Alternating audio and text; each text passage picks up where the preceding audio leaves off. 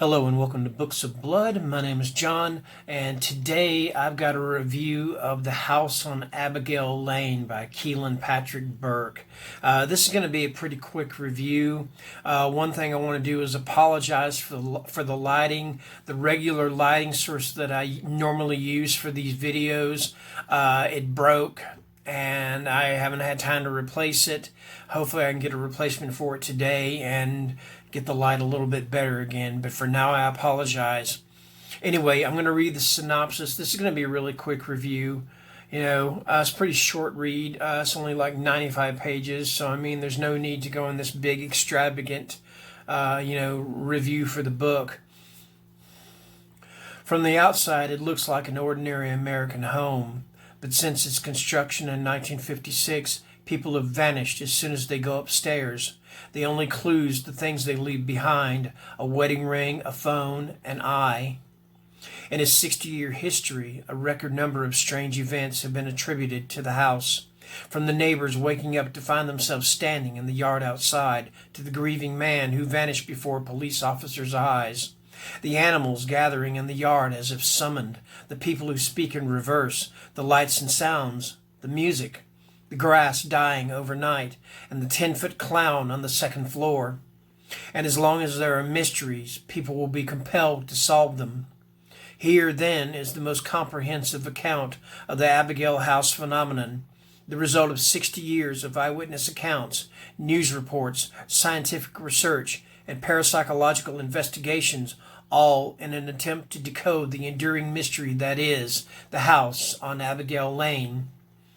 Okay, so first things first, as soon as I found out that this was written by Keelan Patrick Burke and that it was a haunted house novel or novella, whichever one you want to call it, I was super excited, all right, because I've not read a lot of Keelan Patrick Burke, but what I have read by Keelan Patrick Burke, I have thoroughly enjoyed. Ken Dead Leaves, which is a short story collection. Jack and Jill, which is another novella. I've absolutely loved these books. So I was so looking forward to reading a Keelan Patrick Burke's take on a haunted house book, or the haunted house genre.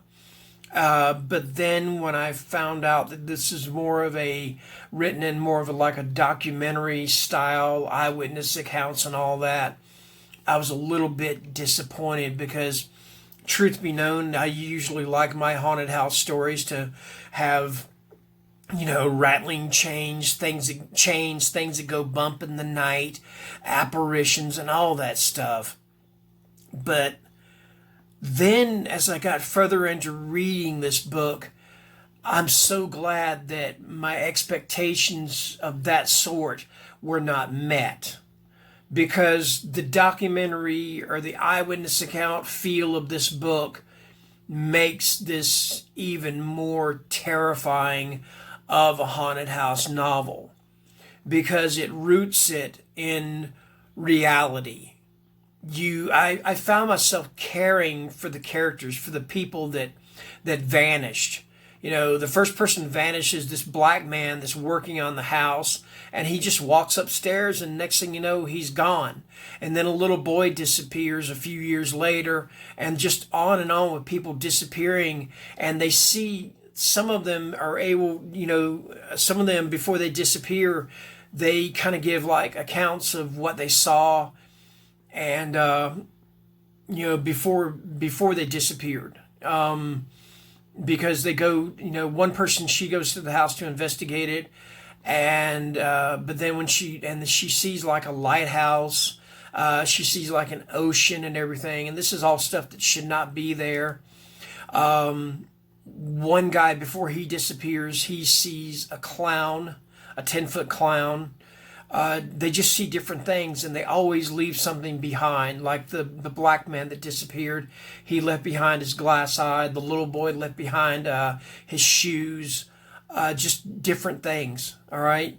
So yeah, like I said, it just roots this book more in reality and makes it that much more terrifying, at least to me, okay? So I'm giving this book a 4.5-star rating, and I highly recommend it. If you've never read Keelan Patrick Burke before and you want something to use as a jumping on point for him or whatever, then I recommend The House on Abigail Lane. I don't think you'll be disappointed. Anyway, that's my review for The House on Abigail Lane. I appreciate you watching. Again, I apologize for the lighting, and I'll get this fixed as soon as possible. Thank you, and have a wonderful day. Bye.